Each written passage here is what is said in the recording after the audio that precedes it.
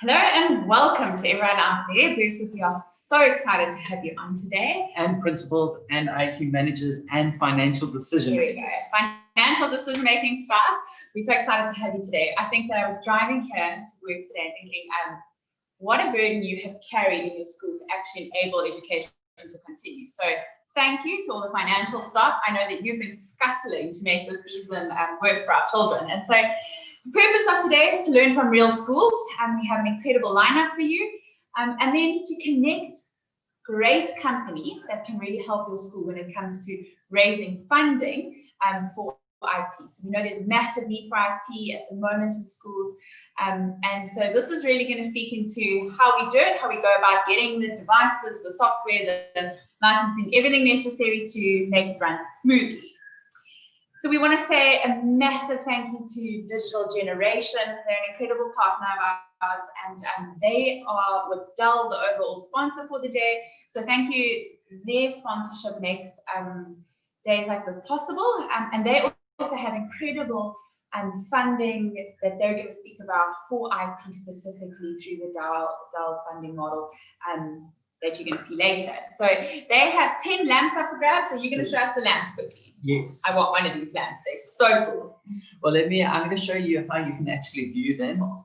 If you are using the Hoover system for the first time, I'm just going to give you a quick run through of how it works. I'm going to share my screen just so that you can see. So you will either be watching via your phone or by the web. Both have similar functionality. Obviously, you found the agenda because you are watching us. There is an exhibitors tab. So that is where you can find all the companies, one of them being Digital Generation. So I'm just going to click and find them quickly. So each exhibitor, so these are the companies that are taking part. Oh, I'm on it. There we go. Let me just pause there. So each company has a profile, including Digital Generation, and you'll find more info of them, and then if they have a prize up for grabs. So Digital Generation does. You'll see here on my screen, these are LED lamps, and they've actually got, you can charge your phone at the bottom. It's absolutely incredible. So they've got 10 up for grabs. We're going to give away a couple during the day. What we also want to say is we are giving away a case of wine. Yes. So you can choose if you want red, white, or a mix. And if you don't drink wine, we will give you a take-a-lot voucher for the same value. And how you can win that is if you enter our passport competition. Yeah. All you need to do is visit 5 companies, and you'll see if you go to a company, you can view them, you can like them, you can chat to them. So if you like them, chat to them, ask them a question, as well as connect with them and share your details. So obviously choose the companies you want to find out about more. You then enter into that giveaway. So it's just our way to encourage you to connect, and we've got 50 incredible companies in the system. All of them are top rated and incredible. Oh, and one other thing, sorry, to show you, as part of the platform, obviously there's all the attendees, so you can search for someone, meet with them, as well as we've also got the community tab. So in the community tab, there are questions, there are topics. These have been raised by other attendees. So please jump in. If you have a question that you want to ask, you can do that there. And I have raised one over here, your number 1 topic for funding tech. So we really want this to be a day that schools share with each other. The easiest way for that to happen is if you share your story. So if you go onto community, it's at the bottom of your phone. If you're on your phone, you can then look at the topics. Your number 1 topic for funding tech. If you can just share anything when it comes to financing, what you have done, something that could help another school. Yeah. And one person who writes a comment is definitely going to walk away with one of those lamps. So please enter that and check out. Also, maybe there's a topic you want to ask. You're welcome to do so. Yeah. Awesome. Okay. So we're going to have 3 sessions today. We're going to kick off the first one now. In this first session, we're going to have Pete interviewing Dr. Johan Kruger. He's the principal of Kruinsig Primary, and they have installed, well, Pete's going to tell you a bit more, but they have done amazing measures to fund a project and install EduBoards in every single classroom, including their grade 1 classrooms in their school. And so this is an incredible feat, and many of your schools are like theirs, and we'll enjoy the story. So enjoy. Fantastic. Johan, I believe you are in the background. If you want to pop your video and your mic on so that we can see you, and then we're going to start by asking questions. And if you have any questions you would like to ask on your app or on the system on your right, if you're on the web view, you can ask questions in the Q&A. Johan, thank you. Welcome. It's fantastic to have you here. Brilliant. Our best. Thank you. Johan, I think the first question I have to ask is, it was a bold call to decide to roll out 50 classrooms during COVID. What got you to the point to make that decision? Let's start off way back. It has been a dream to have interactive whiteboards or more digital in the classrooms. And so over the years, you put away some money. We tried to get in data projectors, and you buy bikkie for bikkie, and this year you buy 5, next year you buy 5, and then you put in whiteboards, etc., etc.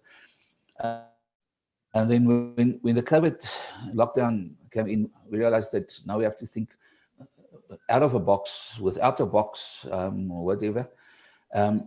And then we got the HGB together and said, listen, this is the problem we're facing. We still have responsibility towards the kids to get information to them, but all the educators, they don't always have all the latest technology or the best equipment. If I can put in Afrikaans, my rekenaar werk met paraffine, gooi ek smarties by verkleur. You see, so it's very old. It's it's still in Dutch, if you can put it that way. And then we said, okay, now let's see what we can do. Then the HEB said, okay, let's try, and they supported the staff to be able to get computers for everyone.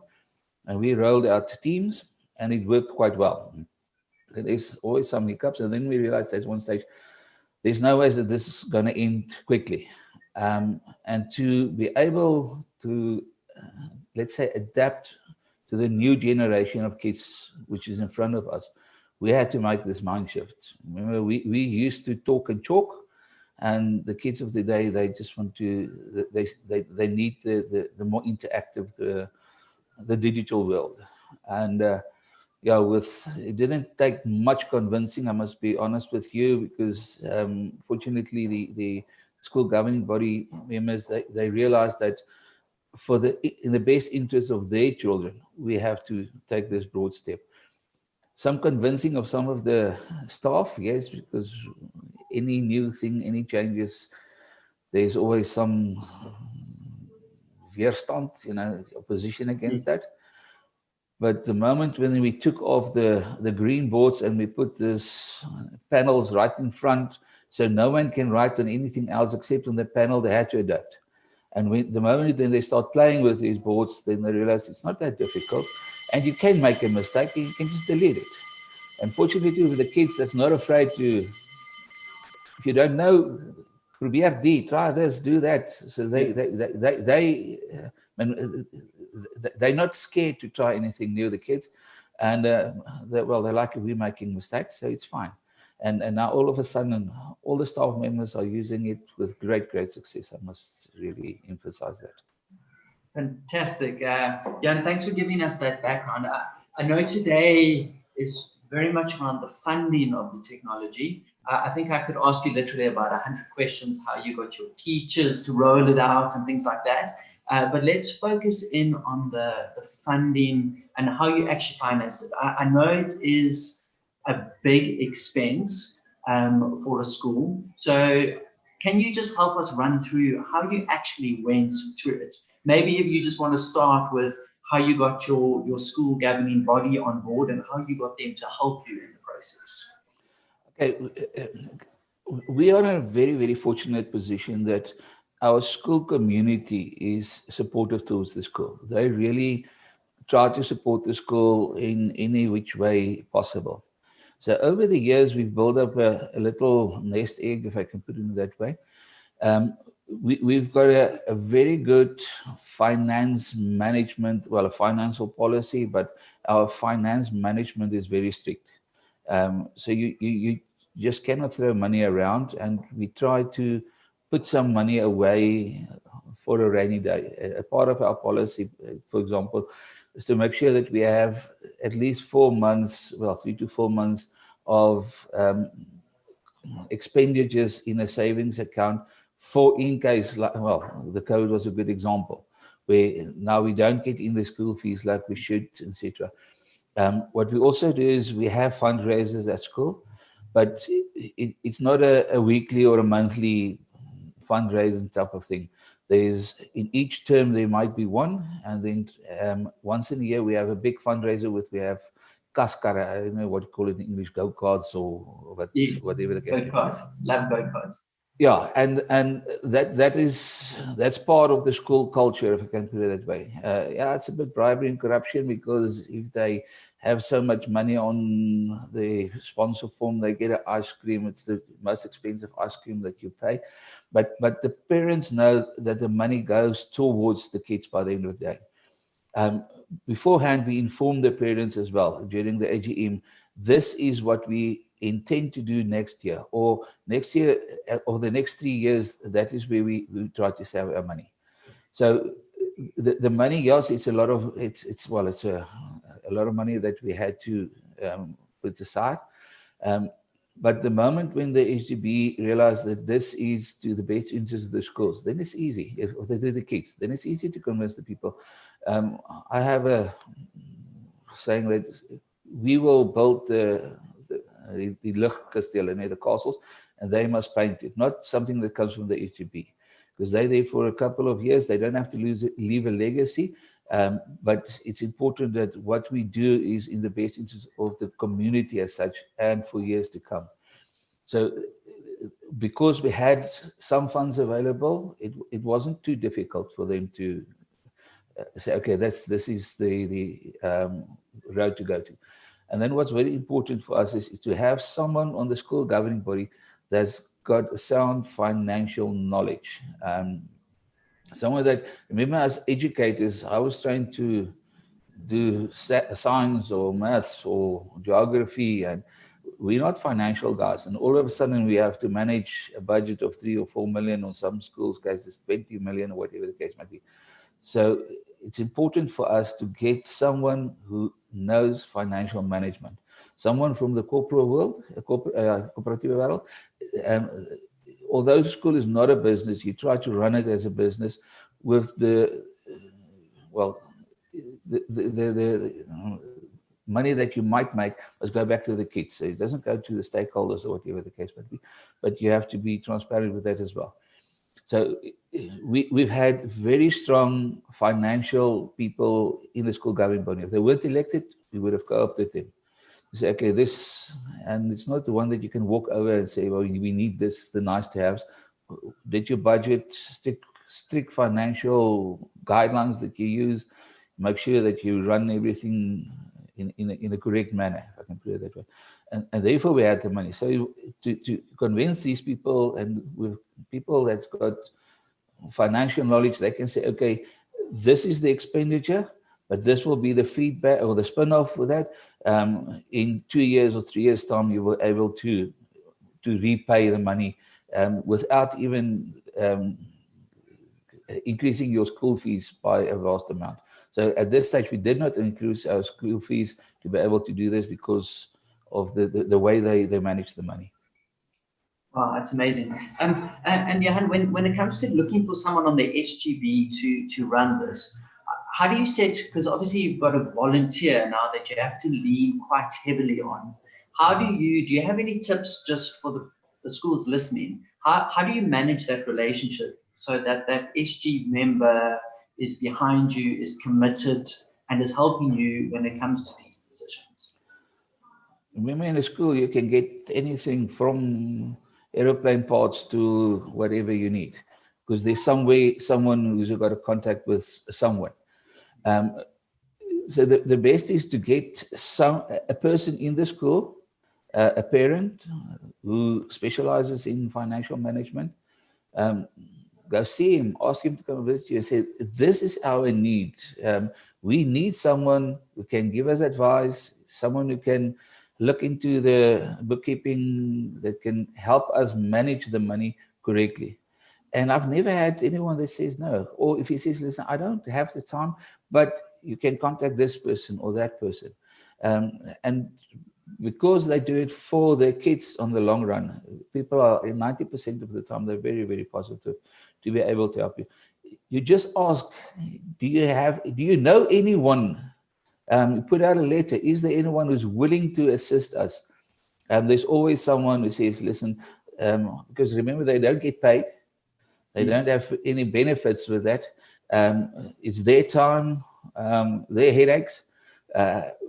But there's always someone who says, I think I can play a role. I can do something to better my community or in the interest of the school.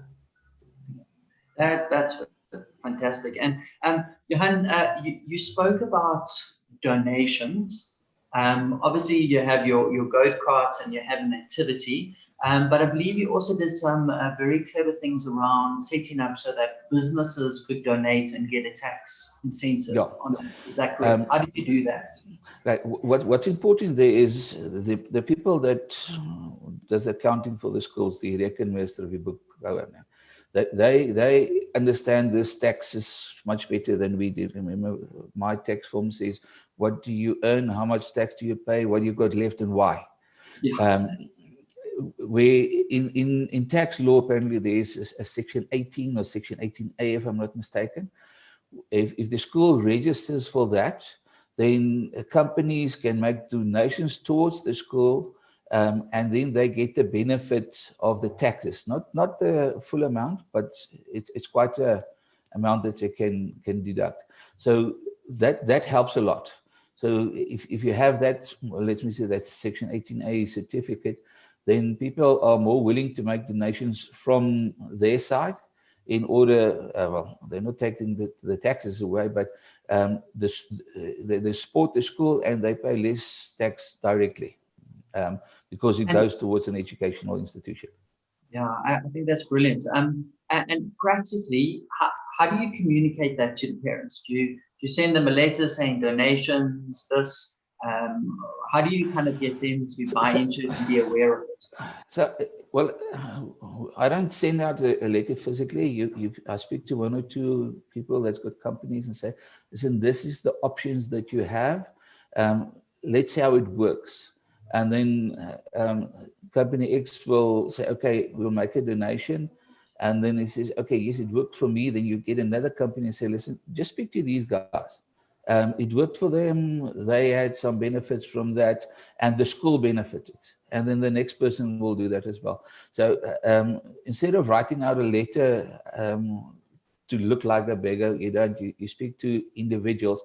And usually if you face a guy, it's difficult to say no. It's easy to say no in a letter or to just delete the email. But if you speak to him next to the rugby field and say, I would like to come and see you. This is the idea that I have. Then people used to buy into it, and they say, okay, yes, let's see what we can do about that. And then another thing that works, especially in our school, is to get people to advertise. We've got these advertisement boards around the school, a couple of them up. They pay you on a monthly basis. What we did, we outsourced it, to put it in a sense. So someone looks for the advertisements. We get 50% or a third of the income. He will make the advertising board. He will put it up. We will see that he collects the money. So he's got a job, and we got the benefit of getting an income, doing nothing, and it's literally doing nothing, just the space next to the fence, which no one can use anyway, to rent that out. Is that an established company, or is that just one of your parents that set that? Well, it used to be a parent. His kids fortunately passed and went into high school, and they're out of school already. So when we started with it, it was a young company for him. But I mean, any advertising company can do that for you, or you can do it by yourself. I mean, it's not that difficult to get someone to weld the poles and put it up. But because we're not really in the advertising business, and if the board expires or he wants to change it, it's our cost. Now it becomes someone else's problem. He must see that the advertising space is full, and you get an income of 100,000 Rand a year without doing anything. Wow. Okay, so how many boards do you have up roughly to justify 100,000? Is it 10 boards, 5 boards? No, I think at the one corner there's about 6 or 7 boards, and on another one, let's say all in all about 20. But it's situated in such a manner that it's on top of the, well, it sticks out above the wall. Fortunately, where the school is situated, it's on a corner, so everyone needs to stop there. So, well, supposedly, and then they have to see the advertisement board. So that helps a lot. I mean, if you have good advertisers or people who can sponsor, put these electronic boards up where you can throw messages around, which also works. Another suggestion for people who want to, say, get money for the school as such, some of the companies, they can provide you with internet data. That's also within the framework of the dream for government to have all schools interactive or onto the internet, and get a fancy, brilliant IT guy to split that. I don't know how they do it. So say 5% of it, you make it open for everyone to use. A certain time of the day, people can sit there and have free internet at the school terrain. So when mama kom die kinders oplaai, because usually when the school comes out at 1 o'clock, they sit there from 11:15, and then open the internet. And they have people advertise there, so they can, when they log into the school's internet, now, yeah, here's an ad of PT Bursars Pampuna, and he pays for that. You get the Wi-Fi or the internet access for very cheap, or if not for free, and they pay for that advertisements. Wow. So it costs you nothing, and you use that, and then you bombard them with info from the school as well. Yes. In our case, we communication platform as well. Yeah. What we're in the process of doing now is to open up because all our kids is on Microsoft Teams, to open up the internet for the kids, but only on the Teams. So they can't go to the Netflix, and that's only for me. Let me just shut this guy down. Is that your Netflix? Yeah. They want to know why I'm not watching today. What's the problem? No, it's Edgar's. They've got a red hanger sale. They're calling, so I must come. And then say, okay, now you can go onto the Microsoft Teams. The parents as well, only restricted to Teams. So you get all the info that you need, the homework or whatever the case, and then get someone to advertise and see, I mean, at the bottom, or every now and then there's a pop-up advert. Wow. Yeah, I think it's, I've never heard of a school doing that before. I think that's brilliant. Who sets it up for you, and is the school selling those ads, or do you have that same person? No, we have a gentleman. My IT is only dangerous. So we have a young man, not full-time yet, that's the dream, but to have someone full-time, but you get some IT guy that can say, okay, this is what you can do, and he can roll it out for you like that. So there's many youngsters that like on a menu, so they understand this work. I don't. I can just push Control Alt and Delete twice, and then I'm sorted.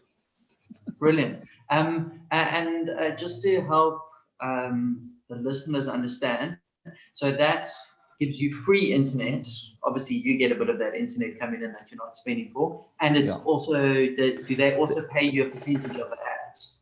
Yeah, the schools must keep in mind, I don't know if we can say, this Vox is the one, type in what's Vuma or whatever the case. There's for their social responsibilities, that they, they not should, but they can provide schools with data lines that's free of charge. You must just get an internet provider that's willing to set that up for you.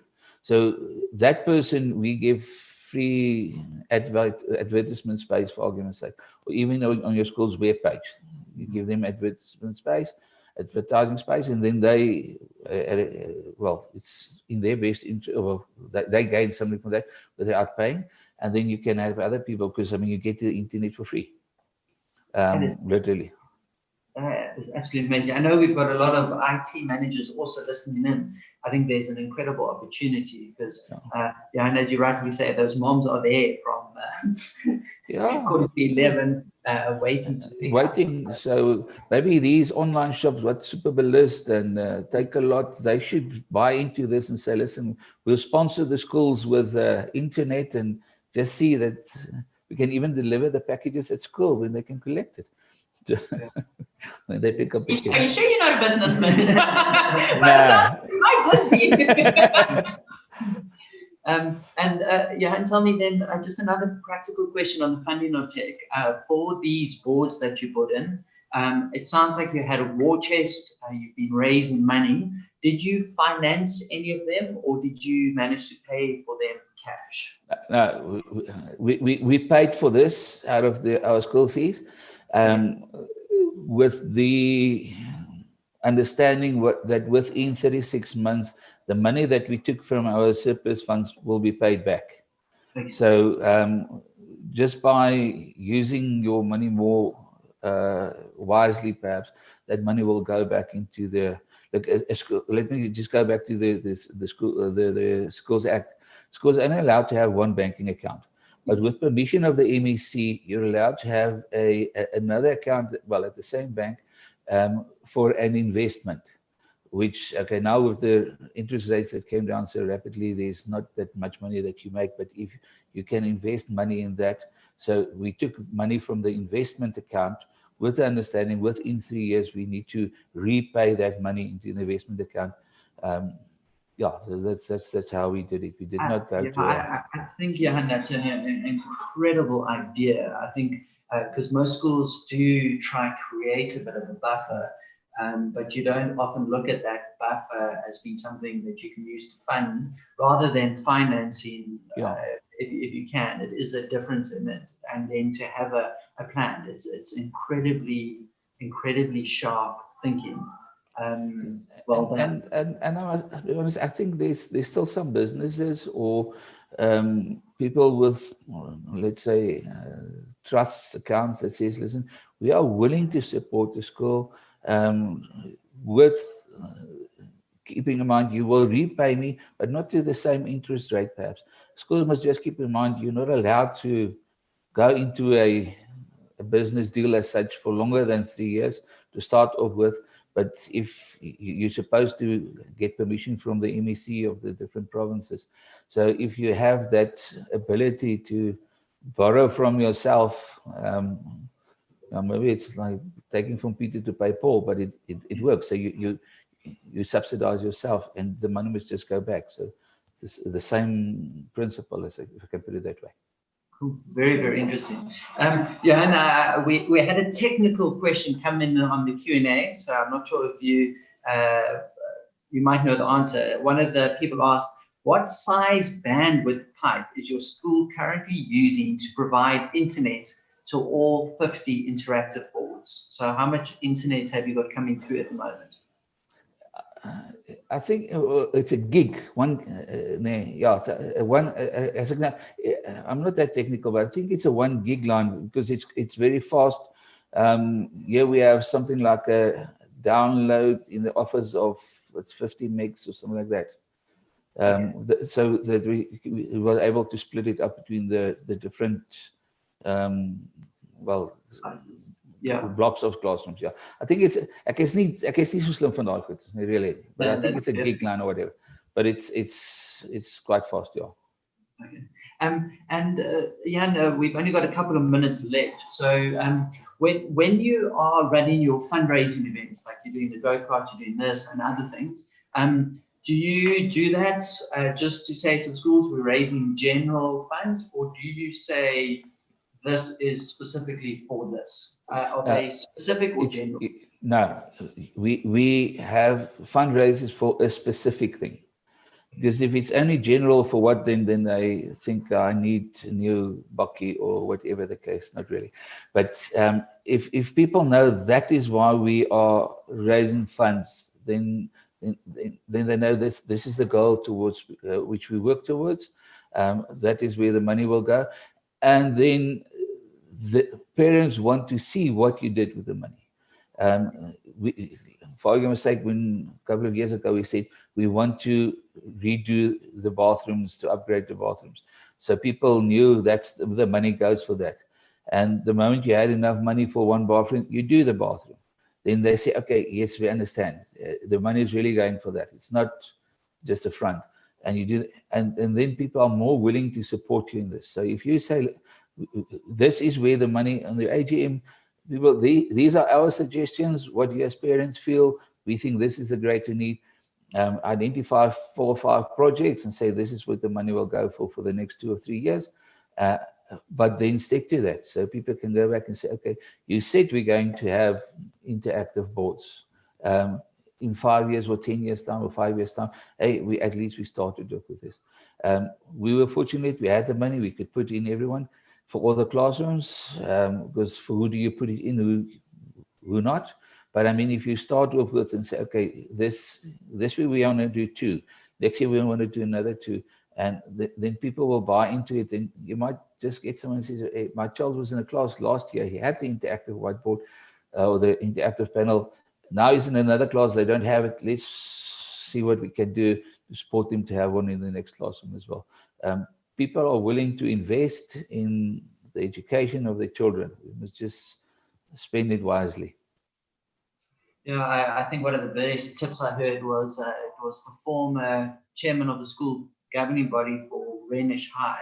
He said when he started, they created a wish list of the things that they would love over the next 5 or 10 years, and they wrote them all down, and they just started talking about them, sharing them on the side of the rugby field, etc. And I think within 3 years, they had every single item ticked, just because they had a plan that they were kind of working towards. And I think the same with what you're saying, you know, get some funding and get that first board up so people can see it. The rest will then buy in. Yeah, but it will fall in place, because this is the dream. As long as the dream is in the best interest of the children, the learners are cool, and the best interest of the community, people will buy into it and say, even if my legacy was just 6 bricks that I paid for at the grade R center, I did something for that in 50 years time when my grandchildren. So I mean, that's all you can leave behind anyway. So yeah, that is absolutely fantastic. We've literally got 2 minutes left. So last question. The most effective tip or thought you have when it comes to raising funding specifically for tech, IT, hardware, software? What is the one thing that you think is the most effective that you would kind of encourage other schools to try or think about? To raise the money. Yeah. Yeah. For us, the go-karts works quite well. Perhaps use advertisements if you can get into the internet and say, but be in the people's faces and say, listen, this is what's happening. This is the dream. Be part of the dream. And I think if they're aware of that, people will say, okay, let's try to accomplish that with the school. Yeah. Brilliant. Yeah, and I think that's fantastic. I think it's just having those conversations, sharing, talking on the side of the rugby field or hockey or netball or whatever your school does, is just having those conversations. Johan, there's so much we can take away. We really, really appreciate that. I think I could have asked about another 10 questions, but we've got to end that. I have to admit, there's a couple of standout tips there. One is just making money off your internet is absolutely brilliant. Obviously using advertising boards. I think that's a more traditional one that other schools will know. And just looking at the capital you have in the school and how to use it. So thank you. What you always can do is get all the parents in the school, or after lockdown, close the doors, let the principal start singing. And when they want to leave, you charge them. The earlier they go, the bigger amount of money they need to pay. Easy money. All right. Yeah, and at the end of the webinar, when we kick people off, we'll call you back on. We'll call you back once we get some technical guys to lock screens down. That's right. Thank you, sir. Dr. Han, we just appreciate your time and for sharing. Thank you so much. Yeah, good luck for the rest of your conference. Thank you. Yeah. Okay. Keep well. Thank you. Cheers, Johan. Okay, thank you, man. Brilliant. Ladies and gentlemen, that was Johan Kruinsig. Just absolutely amazing what he shared. Next up, we have the SBMA. SBMA, yes. So I think we want to welcome Colleen and Sharon, or just Sharon? We'll Colleen. find out. I think Colleen is coming on, and possibly Sharon as well. Hi, everyone. Hello. Brilliant. Colleen, how are you? Where Sharon is, she should be here shortly, I think. Okay, let's see. I think my colleague Annika in the background will be trying to get Sharon on. Well, yeah, just maybe, I mean, all Bursars will know what the SBMA is, but maybe if you're an IT hopefully, if you're an IT manager, just so you know, it's the School Business Managers Association. So we know that we've seen a massive trend in schools to have business managers. And I think we've seen from the procurement side, the value of a business manager in a school. Yeah. So welcome all the business managers. We know that you have a tough job, but we've really seen the impact of just credible, great procurement coming into the schools with the kind of development of this role of business managers. So welcome. Well, hello, Sharon, you're here with us. So just for the viewers, we want to just take, literally it's going to be about 5 to 8 minutes, just for the School Business Managers Association to share. We are talking finances, and this is what they are experts in. So we've actually just split the agenda now, just so that they could have a moment to share, because we believe their organization can actually help you. So Sharon, Colleen, thank you. Welcome. I'm going to hand straight over to you. If you could just share on who the SBMA is. Okay. Hi, guys. Thank you very much for allowing us this platform. And so Box to tell you all what the SBMA is all about. How's it, Carl? Haven't seen you for a while. Good to see you. I know. How's it? Okay, I just wanted to give a bit of background about the SBMA, how we started. We started in 2008, and it was actually the brainchild of Angie of Arista, and everybody knows Angie of Arista. And she saw the need for finance and admin staff of a school to belong to something that they could share their problems, ask their questions, and find some lasting solutions in their everyday daily tasks. Financial management, as you know, it's no longer the task of the accounting teacher. So just to do in her spare time. So it's a critical success factor for improving the quality of education in public schools. And therefore, we are here to try and help you to answer those questions that you have every single day. And schools have far greater self-governance over their budgets and resources. And as you know, funding, as Johan spoke about earlier, is an ever-increasing challenge. Due to our pandemic at the moment, it's even more critical. So financial management in schools is driven by highly skilled people now able to manage the business aspects, as well as keeping the finances in checks, you know, with the checks and balances. But yes, in a nutshell, that's how we started. I'd like to just say a few things about, we're actually going to share the load a bit, so it actually makes it a bit easier for both of us. What Johan spoke about earlier is how important it is for a business manager. And I think we just need to know that that's why we are here. In every region, there's a chairperson in every region that the individual can be in touch with. So if you are in Gauteng, Sharon is your go-to person. I'm in KZN. We have Janet and Pietru in the Eastern Cape, and Juanita and Michelle in the Western Cape. And then we have Lida in the Orange Free State, or the Free State. So you know that every region, provincial region, has different rules. We get very strange, in KZN, we get very strange circulars that Gauteng don't get. So each region's chairperson becomes a fay with their area, and it just makes it easier to help.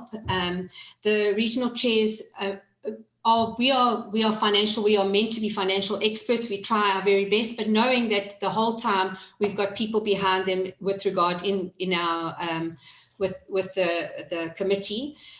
We do not pretend to know everything. We wish we do, but we don't. So we do, but we will get you the correct answer, and I think that's very important.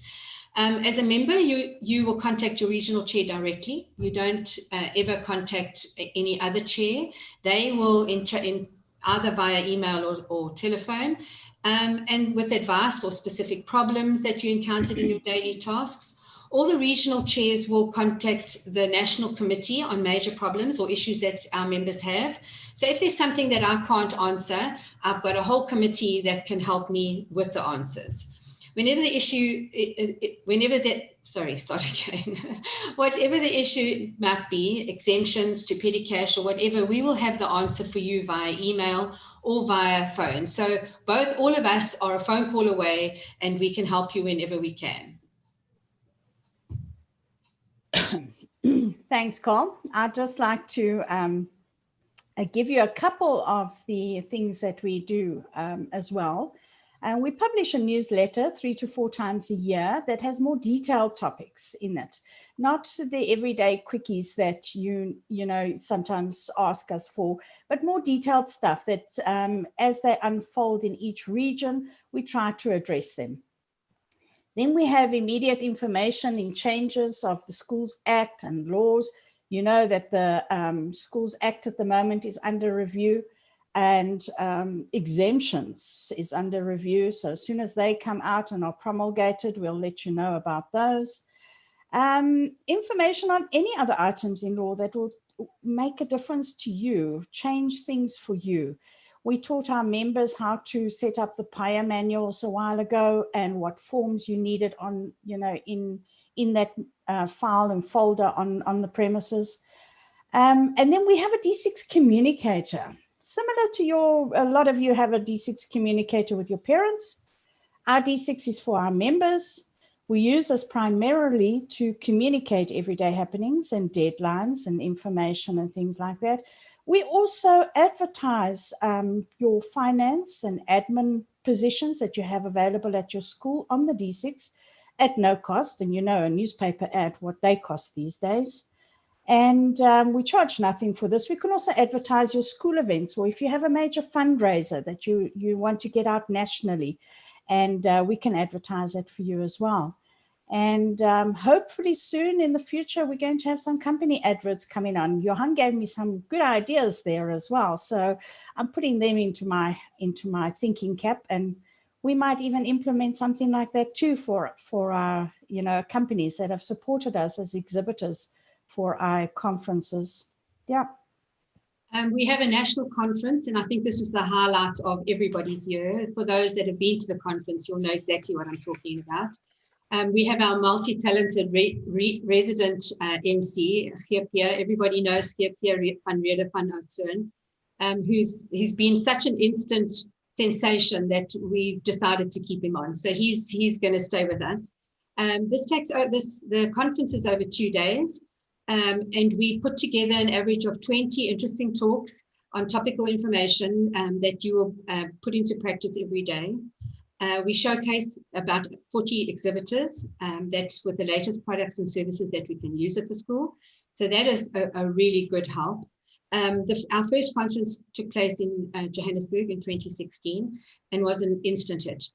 Since then, we've hosted conferences every year with the exception of this year, obviously because of COVID, which was planned for PE, but it had to be cancelled because of the pandemic. The SPMA members will be the first to be invited, and there are limited seats available. So on the news articles that we send out, we do send out more information with regard to the conference. We generally have it mid-year, so you're looking end of May, beginning of June. And as I say, this year, unfortunately, it's quite sad that we didn't have it. But please, if there's anybody that has any information out there that would like suggestions, comments about our next conference, if there's any ideas that you might have, please contact Sharon. She's our conference coordinator, and she would love to be able to put more information. If there's more ideas, would be really good. So in a nutshell, we're an empathetic support system for people who understand the day-to-day difficulties that can relate to any situation that you need advice on. I think there's a time that most people, and we've got a few new Bursars in KZN who have really sat down in front of the desk and said, I actually don't know what to do. It's just such a different way of working compared to corporate. And we know we've got your back. So if you ever need us, this is where we are. Thank you. Maybe sadly that is your time, but maybe you would like to just share how schools can get hold of you if they would like more info. I know they can go onto the exhibitor booth on the Hoover platform and they can search for the SBMA, but how else can they get hold of you?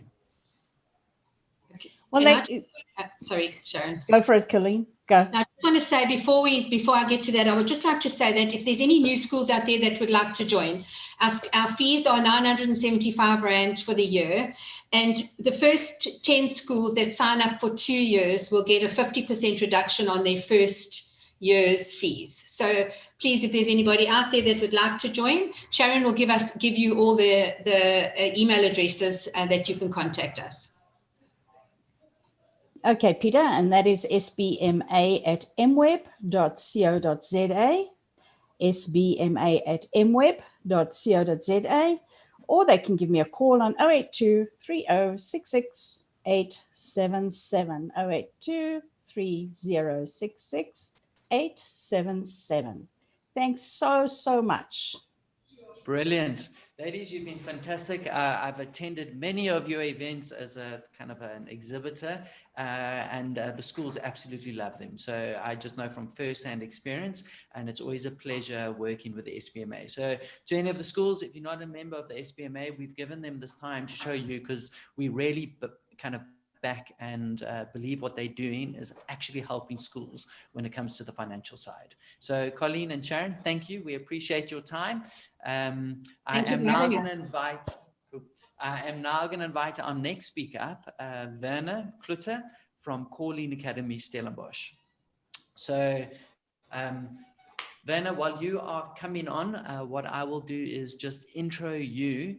I'm just going to quickly make sure you are coming on. There we go. Werner, you can turn on your video and your mic when you're ready. So by way of introduction of Werner, Werner was a teacher, and if I am correct, he was at Paul Roos, and he had a vision to start a school that he could kind of give high quality education to those who could not afford it. And the incredible thing is, I think they are 3 or 4 years in now. Their school is oversubscribed. They've got incredible sponsors, and he's pulled off something education-wise that I think many people have dreamed of doing. So they also, Werner intrinsically understands how to raise funds, because that is what their school has been dependent on to achieve what they have. So Kruinsig Academy is in Stellenbosch. Werner is the principal, and I'm gonna welcome him on stage. Werner, welcome. Great, Pete. Thank you so much for the opportunity. I really appreciate you inviting me, and thanks to everyone tuning in. I hope the session can add value. Brilliant. Werner, I know you've got something planned for us, so I'm going to hand over for you just to present on that. And then what I will do is jump in at the end if there's some time for questions. And just so our viewers know, this is going to be about 20 to 30 minutes. And then after that, we've got one last thing planned before we sign off. So Werner, the stage is yours. Great, Pete. Thank you again. Everyone, I'm going to just share a few thoughts with you, a few slides. So I'm going to jump straight into that and tell you a little bit more about our organization, Kruinsig Education, to start with, and then go from there and talk a little bit about fundraising principles in general that I have found helpful, and from there talk about our journey with IT, because I think the session's main outcome is to talk about raising funds for IT needs. So I'm almost going to end with that, but start you with a bigger picture, which I think is a really important approach sharing needs, to potential funders in any case, starting with a big picture and working to your need. So there you can see about calling education. As Pete mentioned, I taught at Paul Roos for 10 years until the end of 2015, after which I resigned to start the new school, and we did the planning for the school in 2016 and 17, and then we started off the school in 2018. And our vision statement is developing the most relevant model of providing top quality education to learners from low-income communities for South Africa. We changed our vision statement recently. It used to be providing high-quality education to learners from low-income communities, but then we felt that that was setting the bar a little bit too low, so we changed from high to top. So that just challenges us a little bit further. So that's our organization, and then our first move as organization was to start calling Academy the school. There you can see the school in the background. It was started in an old farm school building, which we had to, revamp completely. It was in a dire state, but thankfully today it's really been turned into a well-functioning building. And then we've added, as you can see in the foreground, sort of that quad area, and then on the right, if you can see it, there are 2 classrooms visible, and a further one down that lane, if I can call it that. And one of those rooms is the computer room. So I will get into that now. So just a little bit more about our school. We were founded in 2018. So as Pete said, we are in our 3rd year now, and the school is heavily oversubscribed, which is partly due to the school, but also just partly due to the local need. We've got 176 learners in the school, and when the school will be full in 2022, when we are up to matric, then we'll have 320 learners. So it's an all-boys independent high school at this stage, with some other plans for the future, which I won't go into now. So I just quickly want to take you to last year and just tell you a little bit about what a special year last year was for us, especially in terms of on the fundraising front. You can imagine serving the low-income community. You do depend a lot on funders. We are an independent school, but we get a good subsidy from the government, which I'm sure many of you know how that is structured.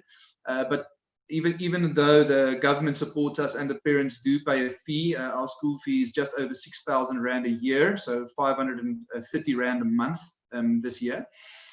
We do have to raise significant funds over and above that, because we have to expand the infrastructure, plus we want to pay our teachers a competitive salary and so forth. So last year, more than 70% of our total revenue came from donations. And as you can see, our total revenue was just under 6 million. So you can do the math there to see that we had to really work hard last year in terms of the fundraising. And a lot of that also went to the IT center or the computer center. So some of our capital expenses last year included, we had to add 2 regular classrooms. We went for prefab classrooms for a number of reasons, and a computer center.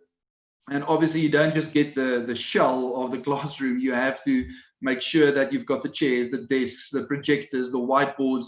So kitting them out and doing so in a professional way that's been well thought through and creates a nice atmosphere in the classroom is also something to think through, the interior design and so forth.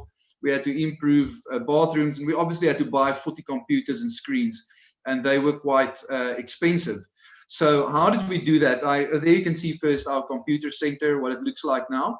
It's quite a large room, so we went for sort of a workspace in the back as well. If there are learners with free periods, that's sort of where you want them to go and work on the extra computers and on the in the spare space at the back. So we went for a larger room. It's 7 by 15 meters, this one, and then obviously it had to be kitted out with all the equipment. So I'll tell you now how that worked.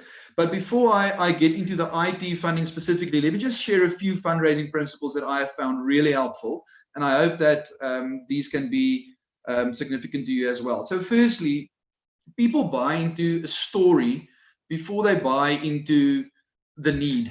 So you need to be able to articulate why your school matters and why this particular project matters. So you need to have that clarity of vision for your school and the clarity of thought about the relevance of your school.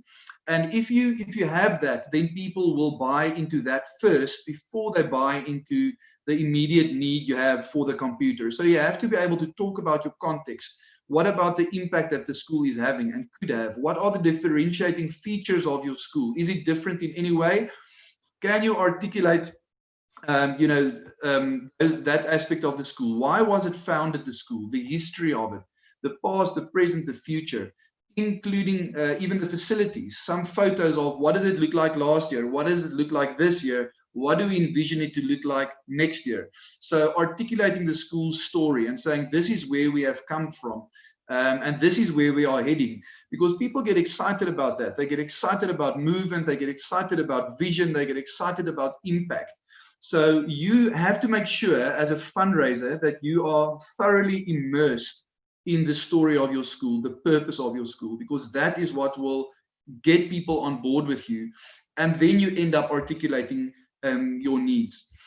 And then the whole idea of blended funding has been extremely powerful for us, understanding that there is a place for everyone in the funding model, for your small scale donor, for your medium scale, your private individual that is maybe just a middle class person, up to your larger company or your very wealthy individual. There is a place for everyone, and you have to find what is each person's place in our funding model. And when you articulate that to people as well, they can see where they fit into the bigger story. So it's not just about articulating the story and the vision, it's about thinking through the whole community's place in what the school is doing and their financial well, I don't want to say responsibility, but let's call it their financial privilege to potentially be involved in this school story, and chisel out that exact spot for them in your funding model.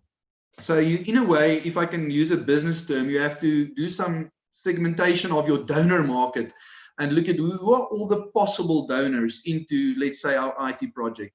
Let's segment these donors, let's put them into different segments and design a marketing strategy for each of these segments, clearly showing them exactly where they fit into the school's story, the school's vision, and the impact that that could have in the community. So you have to make sure that you're at the right price point for each of these. So an affordable amount for each of those segments, and say, listen, people, this is all we need from you, and this is what we need from this group and from this group. If you play your part in this, we can pull it off together. And then, of course, a blend of methodologies. Instead of approaching people only one-on-one, maybe going to the CEO of the big company and going to have a meeting with him, that is a good strategy for sure. But mix up the methodology. So a fundraising event is always a great idea. I'll say a little bit more about some ideas for a fundraising event later, but having an event which is fun, where there's energy, to which you can invite that donor, or whether you go see him in his office, or whether you work through the learners, or whether you are working through a WhatsApp campaign, or whether you are working through whatever method you use.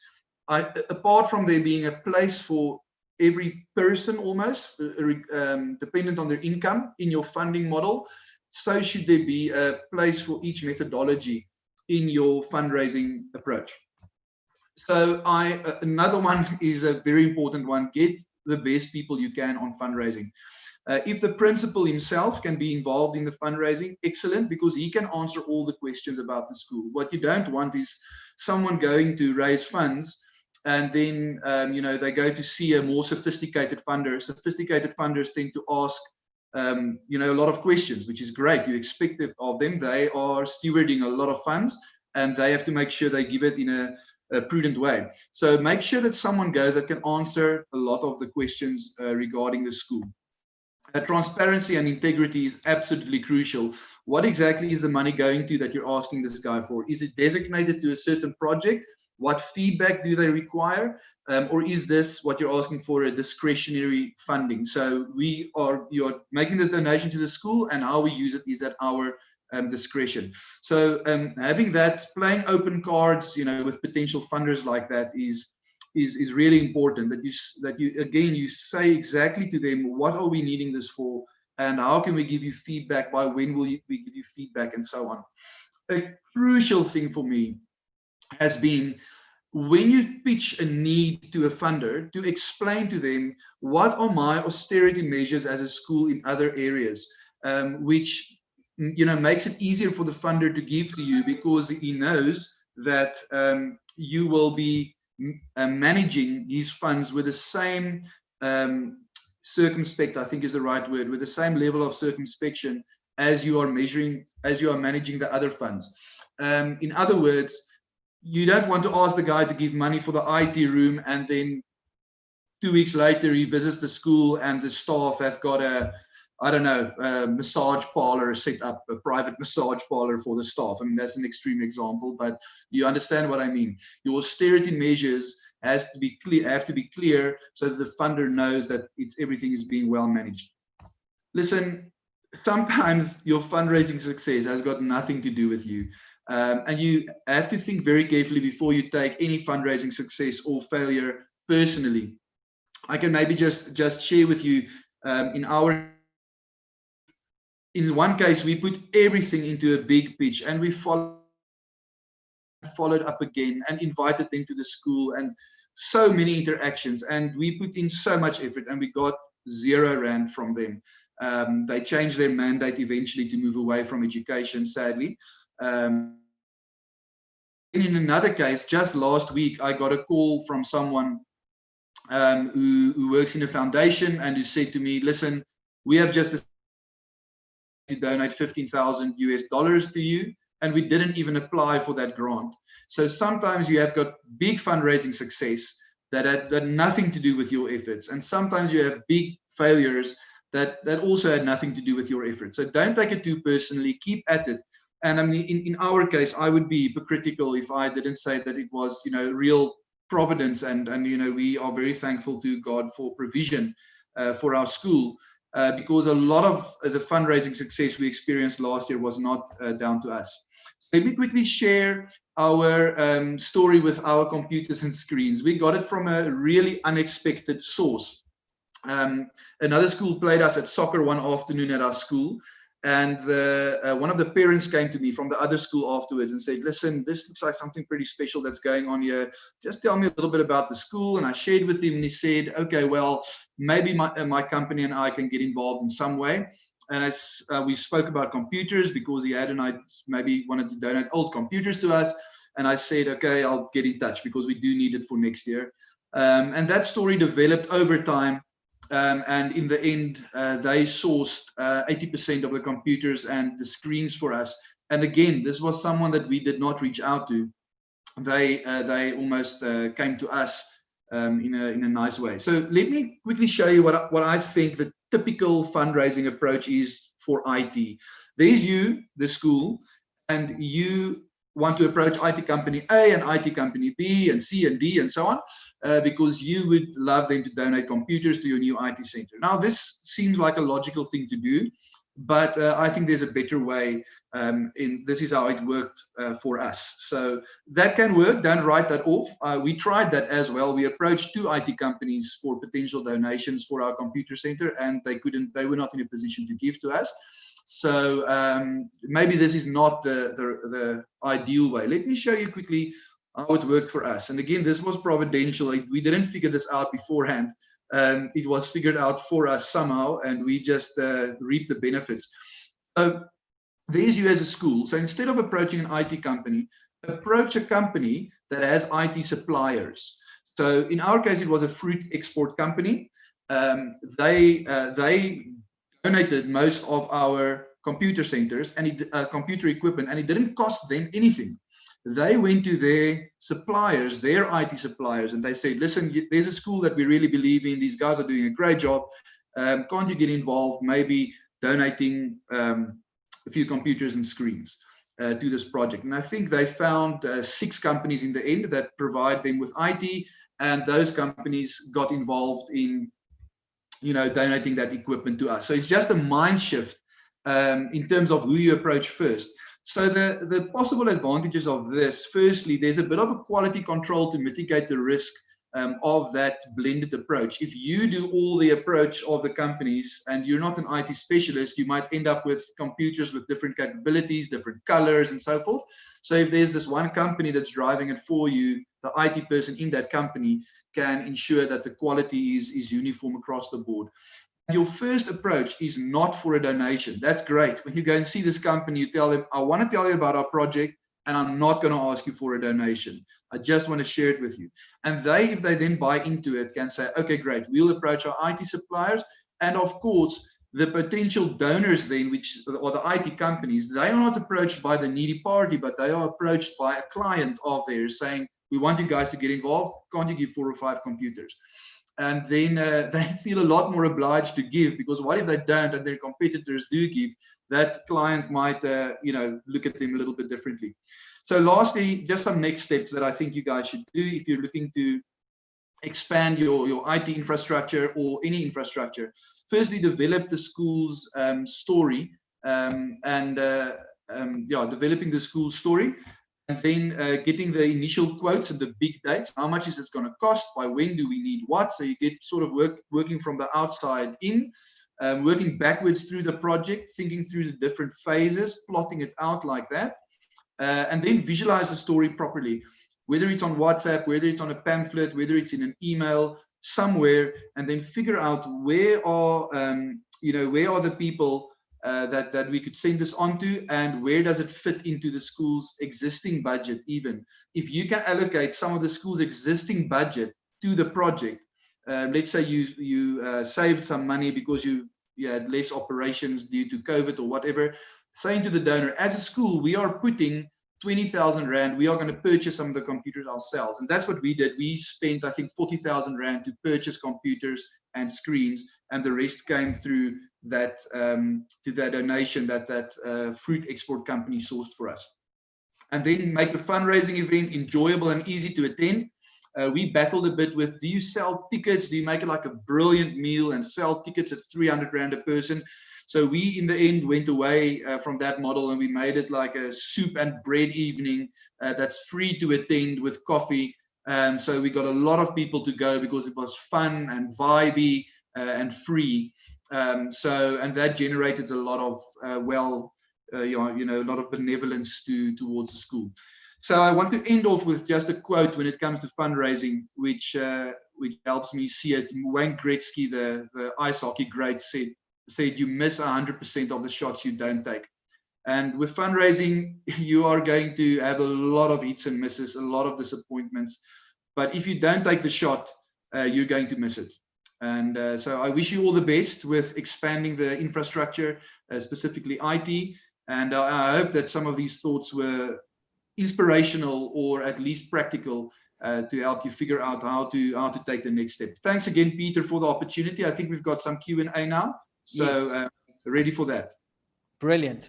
Then I think first question, you said one of your comments was put your best person onto fundraising. So if it's the principal, whoever it is, how do you know if someone's going to be good at fundraising? I think, Pete, the first thing that comes to mind is, does this person know the ins and the outs of the school? Because a sophisticated funder is going to ask questions. So if it is a very informed person about the project and the school and everything about it, that for me is a first qualifier.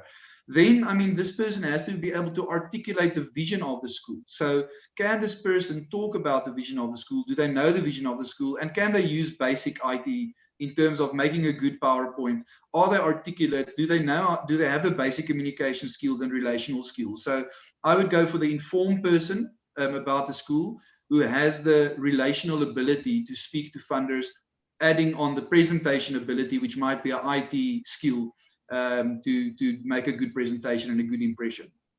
Fantastic. I think that's really helpful. And also just to say, I think you've got some of the most incredible tips in there. Just that one of not approaching an IT company, but actually approaching a company and asking them to do it. How did you actually practically do that? I know you stumbled upon it and it happened, but if a school is listening in and going, well, Flip, we need a new lab, how would you, now that you've got the experience, practically approach that company? I think firstly, sending that right person. I mean, if you send your CEO or your principal, immediately they will give you access, I think, to the CEO of the company, maybe rather than a person lower down, if I can call it that. But yeah, I think if you develop that pitch, the first thing is you've got to have a well-developed pitch that clearly shows them your vision, your story, your impact as a school, the project that's coming up and their specific place in it, And if you start with, and even if you approach them by saying, we are not going to ask you for a donation, we would like your input on our process. I think that's a quite an appealing thing to someone, knowing they're not going to ask me for money, he's actually going to ask me for advice. And people, I think, will hopefully open up their doors for that. That's incredible. And what kind of companies do you think are the right kind of companies to look at or target? I'm just thinking, if you from a less wealthy school, which companies should you look at? Or even if you're at a wealthier school, which of your parents' companies should you look to target? Listen, Pete, I think in the year that we're in, it's so difficult to say which companies are, you know, possibly in a position to donate and not. So we did not have a strategy, for example, looking at the share price of a company and say, oh, you know, these guys' share price jumped by 10%. Let's go and make an appointment with them. We didn't do it that way. So we tried to just work through relationships and networks, because if someone can introduce you to someone else, it's a lot more powerful than a cold approach. And so I would look at my networks and my relationships and see how I can leverage networks and relationships to get to people. But again, every company matters. I mean, we've got companies that support us with 9,000 Rand a year. That's it. And we've got companies that would support us like with like I said, at 200,000 or something like that. So almost saying, listen, company X is not worth approaching, company Y is. Everyone's going to company Y because they are the most well-known. So why don't you go to company X, who can then put you into contact with company Y? So I would be careful to make a call like that. Anyone can help. And that's where we started with the smallest funders. We had to start there. Build your proof of concept. And before you know it, you are sitting with the big dogs around a table, pitching your idea to them. But you have to be willing to start small. If you're not willing to start small and give birth in a humble way to a project, if you want to start always at the top, then you might miss some incredible opportunities lower down, if I can call it that. Yeah, then I think that is absolutely incredible, and it's such a practical approach. And it's funny, I think no school training process will train you on how to raise funds for your school. So I think, Werner, we've literally got a minute or two left. What would be the one encouragement you have for the schools out there, especially the ones that are going, flip, I'm daunted, how do I do this? I've got a dream of what the IT lab needs to look at. What would your encouragement be to people out there? I think there's more money out there available, even in constrained economic times, than we think. And it's that having that ability to articulate, like I said, the vision within a constrained economic climate. There will be provision, I believe, if we keep on pushing at it. I used a great quote which is not my quote, so I can say it's a great quote, at our fundraising event. We pitched the whole vision of the school and where we're going to go and what our needs are. And there were not that many people, maybe like 130 or so. It's not bad. And ended off by saying, listen, everyone, I've got good news and I've got bad news. The good news is we already have all the money that we need for this project. Bad news is it's still in your pocket. So I think, but that sort of mindset, saying that there is money out there, even though we are postponing a project now to next year that we wanted to do this year, a building project, because there's just not enough money this year. So your best fundraisers cannot, get water out of a stone. There are times when you just have to scale down on your project and say, okay, listen, this is not going to happen this year. Let's be real. Raise the money for our big project this year. Let's postpone it. But that doesn't mean that we have to become despondent and say there'll be no provision for anything. I think there'll be enough provision for what we need for this year if we're willing to work at it. Brilliant. Werner, thank you. I'm so appreciative of you taking time out to put your thoughts down, prepare a PowerPoint and share.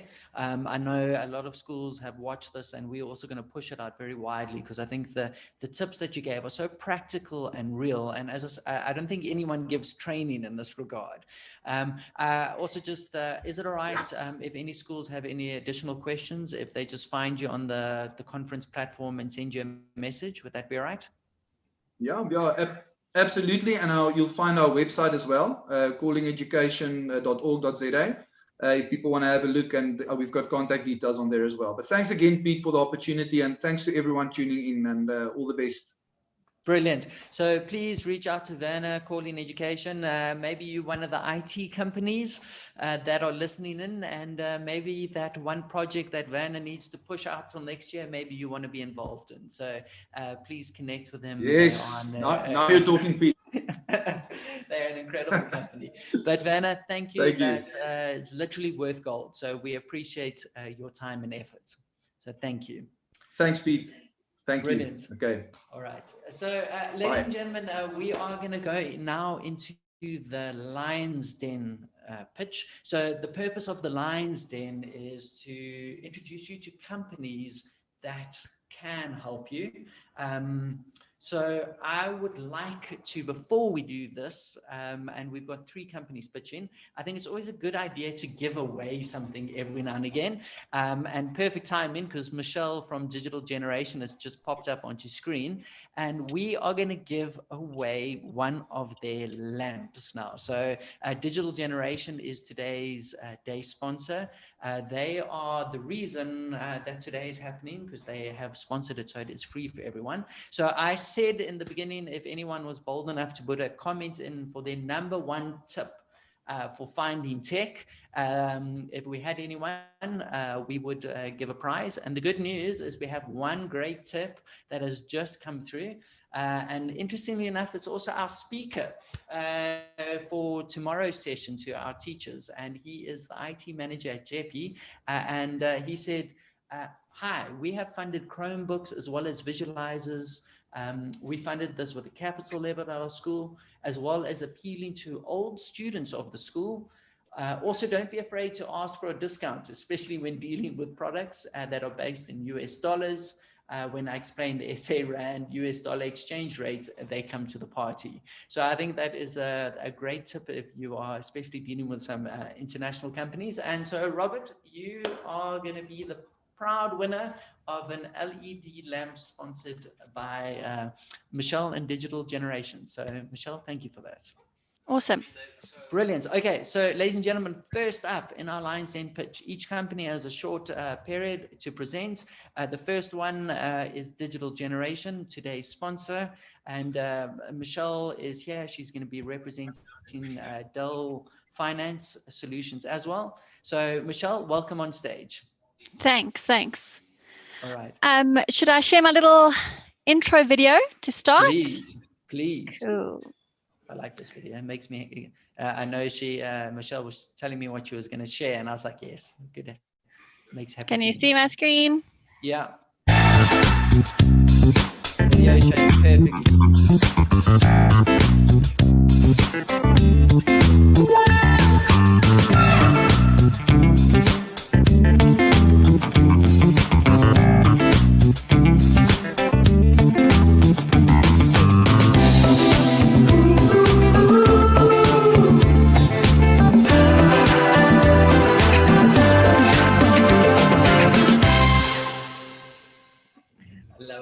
Cool.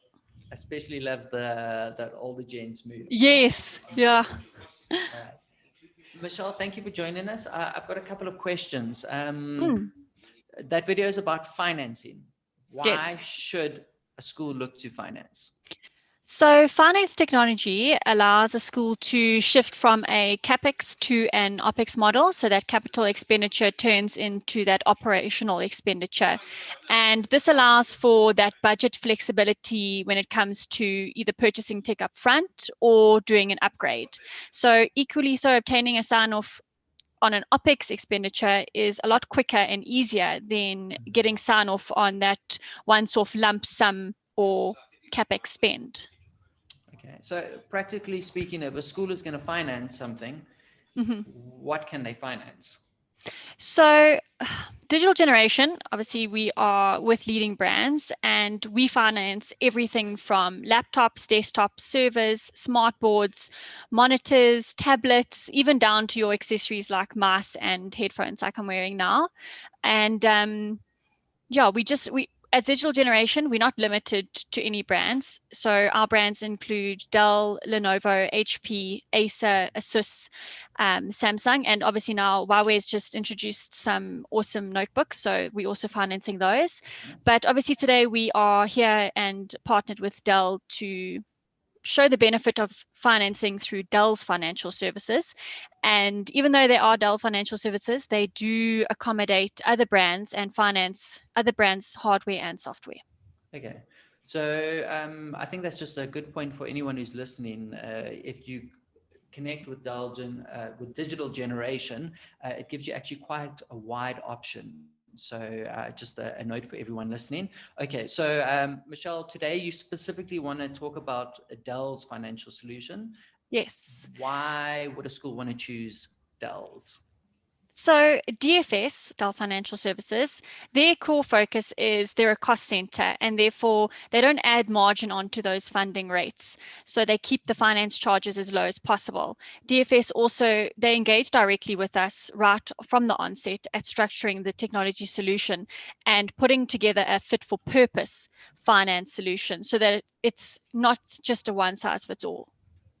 That is brilliant. Okay, so what is DFS offering that other financing houses might not be at the moment?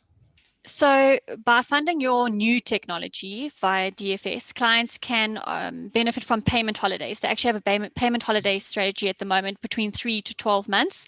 Wow. And they also offer finance leg of a further 12 to 48 months. And depending on the commercial structure and the asset type that they are financing, they can offer interest rates below prime and in some instances, zero.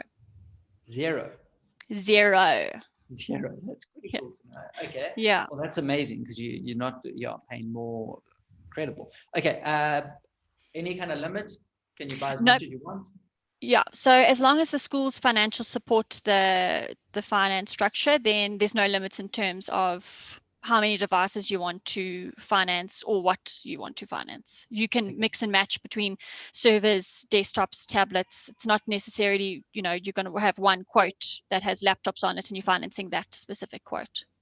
Wow. Okay. And does financing kind of come with any form of insurance? I know a biggest risk for a school is you have a device that breaks. Now you've got that pupil without a device or the teacher or a board. Talk us through kind of warranties, insurance. So when we put together a technology quote for a school, we ensure that the warranty assigned to those devices is fit for that financial term. So in most instances, we put on that highest warranty package. And I know we spoke in the last session we did with you guys about, warranties specifically with Dell and how incredible they are. So we would put like on-site next business day warranties where they repair stuff on site. We'd include accidental damage for those, spills and drops off the desks. And then when it comes to insurance, we've done a few quotes with schools and majority of the schools actually want to insure the devices on their own current insurance scheme, but we can add insurance to those quotes. Yeah. Okay. And Michelle, one of the things I always battle with is the difference between rental and financing. Cool. Yeah. So rental is exactly that. It's a pure rental where the school doesn't own the asset at all. I like to say it's a rent to return because you're renting that technology and you're going to return it. With a financial lease, the school lets us know upfront that they actually want to own the technology after that financial period. When you take finance and rental, your finance is always slightly more expensive per month in comparison to your rental fee.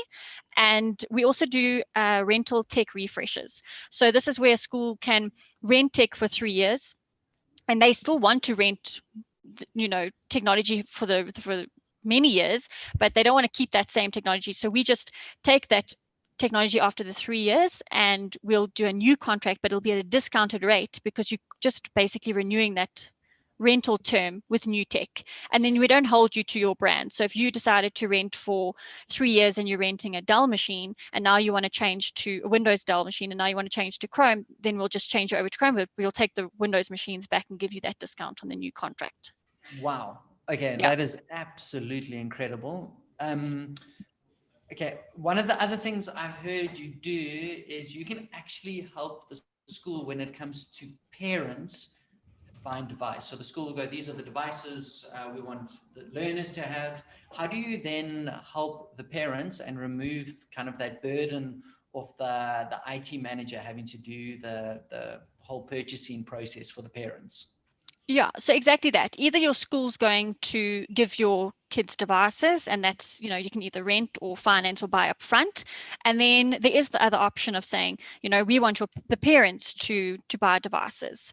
And in that case, you know, we can offer schools portals that we build and maintain for them free of charge.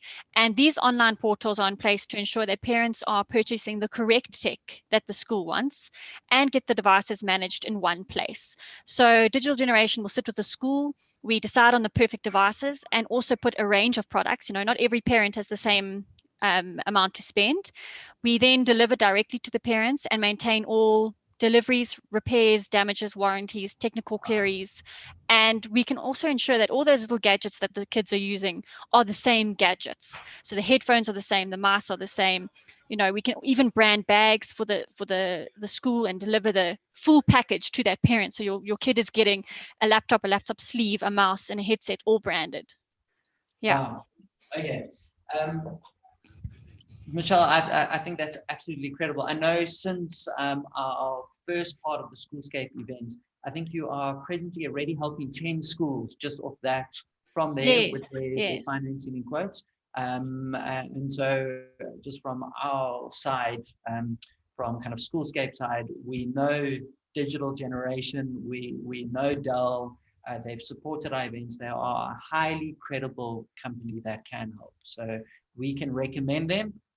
Please remember, if you would like to connect with Michelle, if you are on the app or computer, click on the exhibitor button, search for digital generation, and you'll be able to find Michelle, and she'll be able to quote you. She'll be able to give you an idea of what they can do, how they can help you.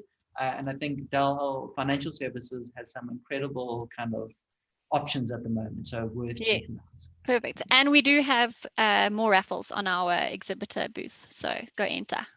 Brilliant. So if you are looking to one of those LED lamps, please visit them. And also just a reminder, if you visit 5 companies, click on their stuff, you go into our big prize as well.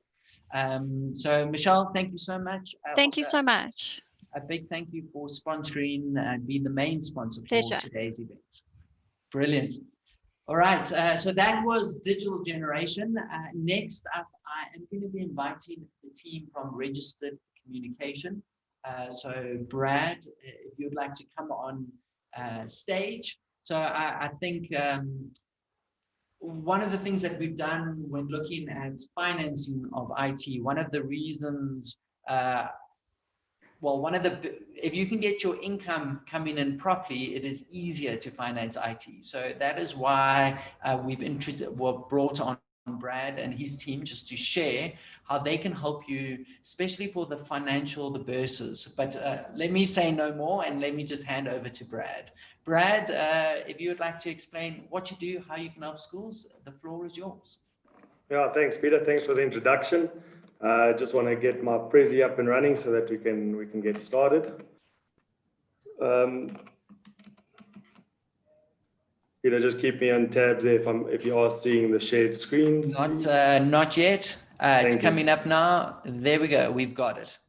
Perfect. Yeah. Thanks again. I hope everyone's well. I must say I've been quite excited today, putting on some smart clothes and popping up some banners. It's been a little bit more normal than we have in the last couple of months. But just to dive straight into it, because I know Pete's got his clock running. Registered communication, what we do and how we do it. We've been around since 2015.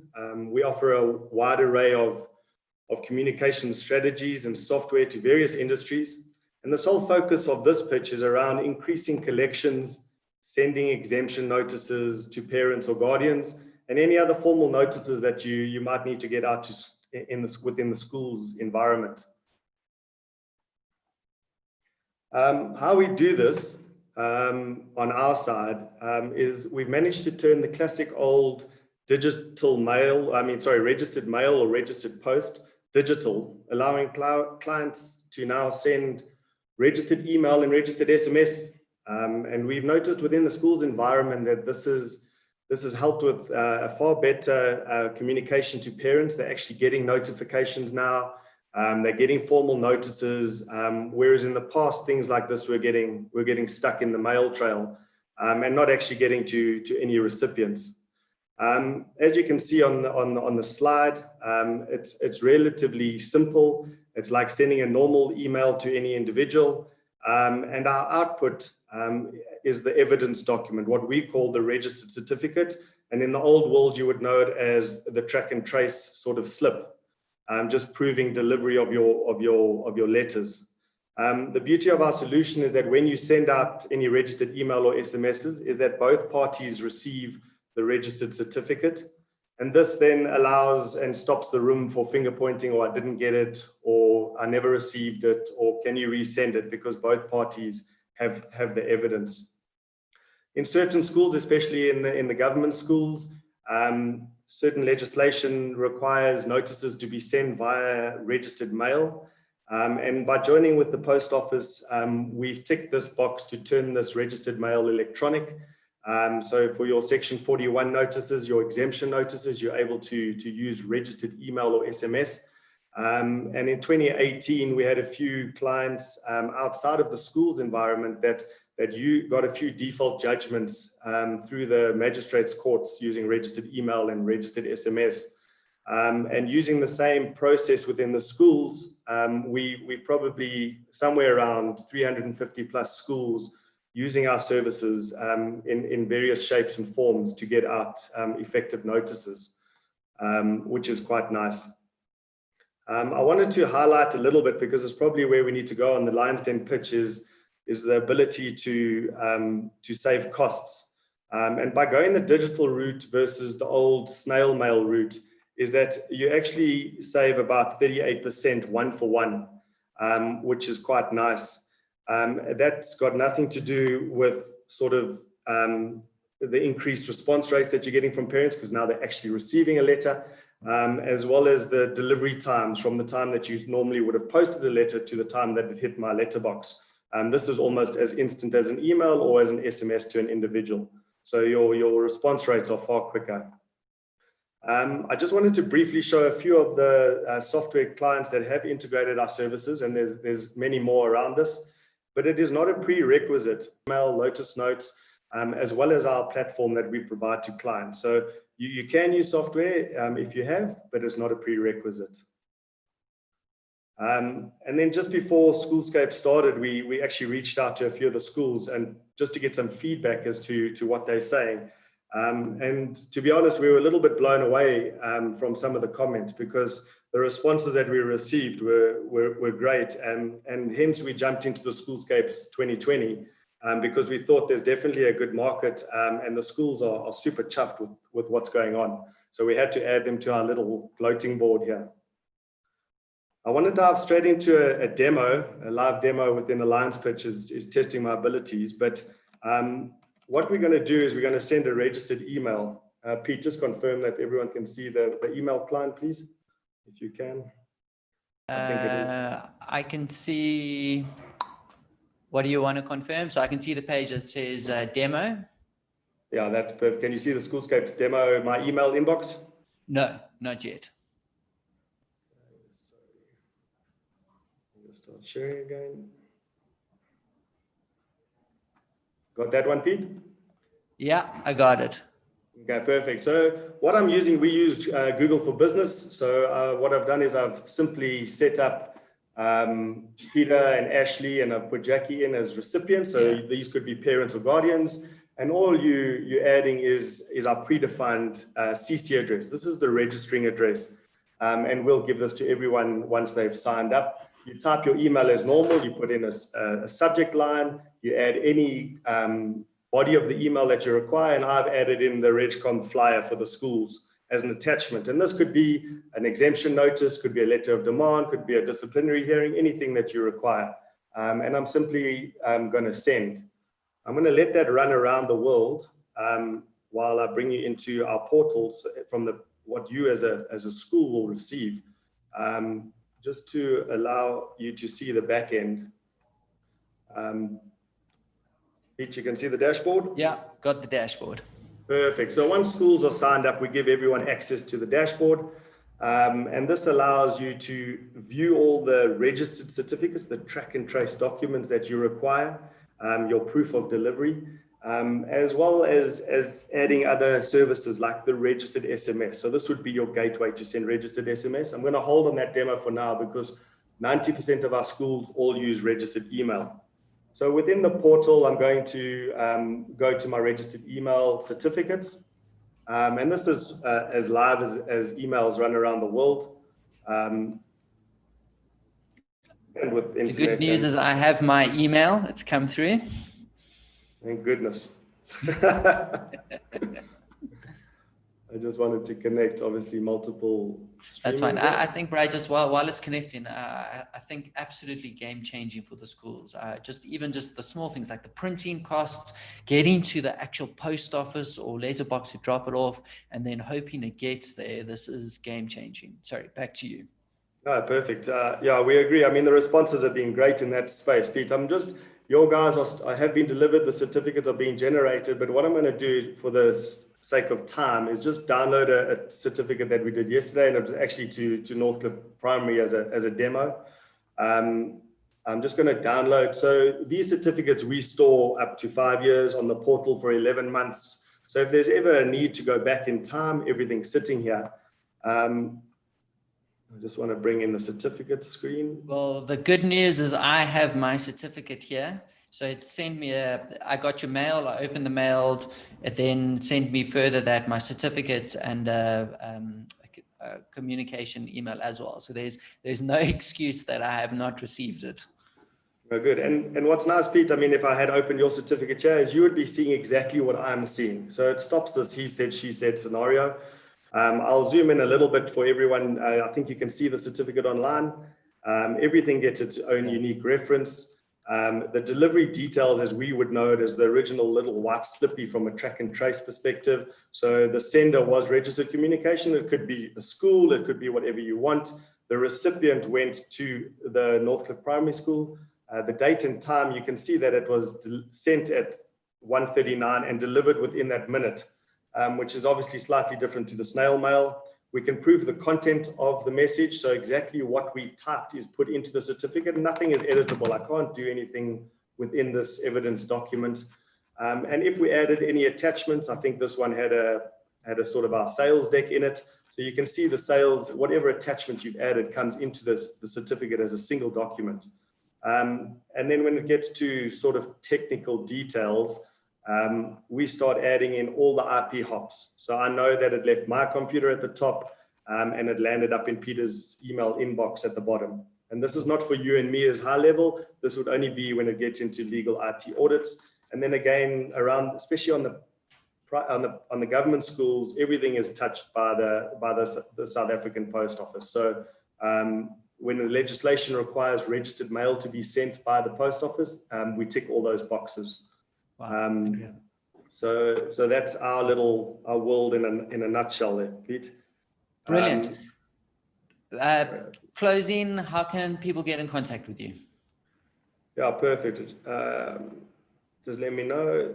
So yeah. I think the easiest is just a little throwaway if we can. We put it up on the conference board as well on the online platforms. The first school that signs up will get the first 100 free messages, which is quite handy to get started. If you can just send us the code on the email or on the chat lines, RegCom Schoolscape, that will get you into that. And then here are our contact details, registercommunication.com. And within the PDF document within our exhibitors platform, you can click through an onboarding form if you want to sign on directly. So let us know, get hold of us, reach out, please. We're happy to help do separate live demos. Awesome. So please connect. Absolutely game changing. Sadly, we now need to move on to our next lines then pitch. But Brad, thank you. I love it when there's a bit of technology that can make life a lot easier for the school. Awesome. Now I'm going to invite Stefan up onto stage while Brad drops off. So another incredible company from the financial side of a school is EduSpec. So I'm going to invite Stefan. There he is. Stefan, I think it's going to be easier if you explain the technology you have and how it can help schools. You're going to do a way better job than I will. So Stefan, the floor is yours. Morning, Peter, and morning to the audience. First of all, Peter, can you just add Henny into the presentation as well? Sorry, say that again. Can you just add Henny as well? Oh, brilliant. Yes, we'll bring Henny in. As well. He's going to do the debt management portion for us. Okay, Henny is in the background. As soon as he turns his video on, he'll be live. I'll just shout to him. Okay, so he must just mute his microphone at this point in time. I'll say, for the people that doesn't know anything about EduSpec, EduSpec is a company that was formed to assist schools with the management of the exemptions, which is a burden to staff mostly through the whole portion of the year. And now even with the COVID that came about, even more so. So we make the process easy. People can, basically it's an application, subsequent application, submit application, process application, finalize application, and there you go. It's a short process, it's controlled. The system was developed within the specifications of the South African Schools Act. So it also renders the proper protection to the admin staff that works with it on a daily basis. It protects the school principal, the school, and it also renders protection to the governing body for not making mistakes and ill-informed decisions regarding the exemptions. Previously, Sharon and Colleen from SBMA spoke about the importance of proper financial management. And yes, we basically second what they say about financial management. So it's a very short process. People can talk to us at any point in time. We're in the proper support, proper training, and that's basically the long and the short of the exemption process. Further to the exemption process, we also have debt management, which has helped schools during this COVID period tremendously in recouping outstanding school fees. And I will just hand over to Henny, and he can just continue on the debt management for us.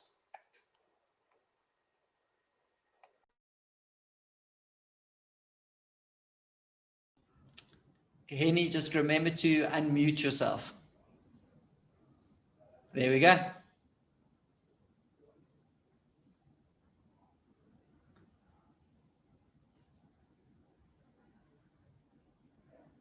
Right, can you hear me? We got you. Right, super. Okay. So, Stefan, just switch off your mic. We've got a stream feed. Set off your mic. Can you hear me now? Right.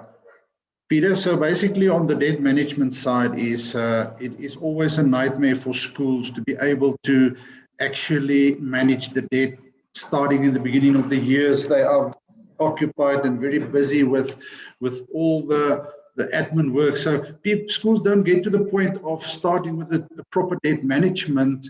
And so when they actually start, it's only by May, June, and then it's too late in the year. And then you find yourself trying next year to only try to get all the school fees in from the previous year. So I sat down and I had an idea to say, well, how can we make it easy for schools to start from January? So we've developed the debt management system that you can virtually go within half an hour, end of each month, just do your debt management, send out notifications, everything without even have to bother you. Just pull in the H analysis from your accounting package.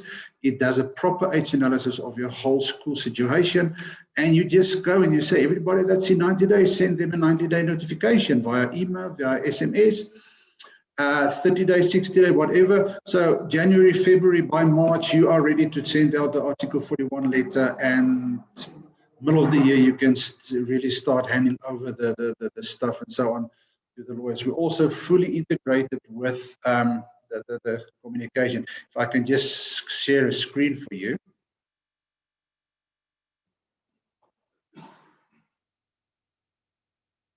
Right. So if you can see, there's basically a, just close that. Can you see the screen? Hello? Yeah, we got your screen. We can see it. So this is just a quick, basically what happens is, as I said, this is now a live thing where you actually see the complete layout of your year, all your school fees. I just filtered now everybody they cleared out of the school system, and they've been put over to legal. So basically what happened, as you can see here, is like the registered communication. There's a completely, the Article 21 that's been sent out. And then you can see that that's been delivered. And if you click there, there's exactly what they've just showed you about the registered communication. There's the delivered. So you can see with this person, there was 2 emails, one for the one person, one for the other. The one's bounced, and we've got the certificate that it didn't went through, that the school can see it. And even the one when they read it. So there's the reading certificate that they've actually read the email. Okay, and you basically from day one, from beginning of what you do with a parent, you make a note, and you can say what is the reason why you've contacted, and it builds up a history, everything that you've done. So by the time when you actually say she lets it handed over for collection, by a matter of set a legal process, start the legal process, you can select your debt collector. You can just select it, and with just that, it will compile a list of the school, the parents' details, and a whole list of every little thing that you've said that they've promised, emails that you've sent that get sent to the debt collector, as well with a statement of that. It also attaches all this emails, like the registered emails, the certificates, everything. It attaches it to the email. So with the click of a button, the debt collector receives everything on that parent, the certificate, all the letters you've sent, everything, so they can just continue and go on with that. So if you can if you import your H analysis, it gives you quite a good overview of the situation. Who is in 90 days, who is current. Let me just draw this down a bit. You see all current 30 days, 90 days. You can filter to say, I want to see who's everybody that sits in 90 days. And there's all the people that sits in 90 days with a proper, you can see exactly what they owe in what month, what is your outstanding on the 90 days. So you've got complete control of your whole thing. And as I said, if you go, you send a SMS, a bulk SMS to everybody that sits in 90 days. I want to send them a message that we've compiled for 90 days, and you say, go for it. And within seconds, everybody's receiving the SMSs and the emails and that. So, yeah, so that's quickly in a nutshell what the debt management can do for the schools and everything. So it is very. If people want to get in contact with you, if they want to get more info, demo, what should they do? Say again. If people want to get in contact with you, how do they do that? No, they can contact us. We've got all our information sits on with this, and on the visitors profile, the exhibitors profile. We also on www.eduspec.co.za. We've got the website there. They can have a look, and they can contact us via that. Brilliant. And one last question. roughly how many schools are you helping at the moment? We are in about 86 schools, and debt management, we've actually had schools that the first time use it was a nightmare when they send out those SMSs, and the principal actually phoned me and said it's the first time in the difficult times like that they in over 100,000 rand in 2 days on response of all the things that was done, the SMSs and everything that was done. So we are very, very happy about that. Brilliant. Sorry, gents, that's sadly all the time we have for you, but I think that's an incredible kind of testimony of what you can do helping schools. Any of the schools are watching, click on their exhibitor profile or search for EduSpec, and they will be able to give you a bit more info on how they can help you get that money in. Incredible. All right, and that sadly is the end of the Lions Den pitches, and that is us coming to a close. So Stefan, Henny, thank you. You can drop off now. We appreciate your time. Okay. Awesome. And then. Cheers, Jen. Cheers, gents. Bye-bye. All right. So that's us for today, everybody, but not for tomorrow. So tomorrow we actually very excitingly have our final day of our Schoolscape IT 2020 event. And we have had quite a few requests from the financial staff that have joined for this one that we open it up for them tomorrow too. So we are going to. Yeah. So on the Hoover platform that you're on now watching us live, we'll be live again tomorrow morning for 2 sessions. So before I close and say thank you and goodbye, Pete, why don't you tell us what we can look forward to tomorrow? And we'd love to see you guys there again. So tomorrow we have a UK IT manager coming straight from the UK who's going to be showing what they use in their school and why they use it. We'll also have our very own Kevin from Faramir, and he is the IT manager at Faramir. He's going to be talking about just the physical spaces that you have. How do you get them tech ready? How do you make them relevant for where schools are going? And we've also got a short, sharp session just on virtual reality and how easy it is to use. And then, before I forget, because we love giving away things, we have another lamp up for grabs. So the Lions Den had 3 pitches. It had Dell Generation on the financing.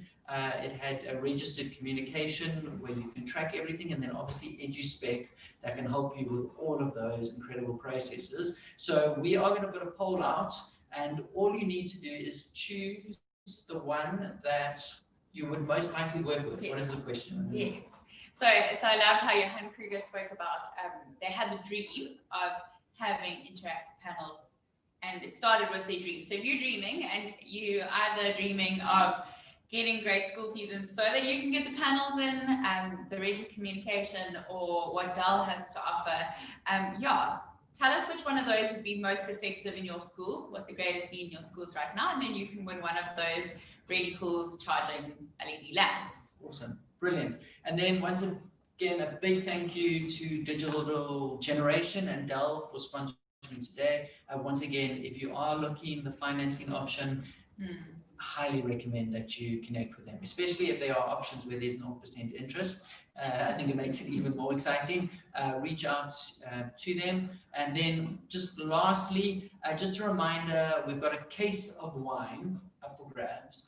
All you need to do is visit 5 exhibitors, like them, have a chat, ask them a question, or say great product, anything like that, and then enter their deals and offers. And if you just do that with 5 cool exhibitors, you'll go into the draw.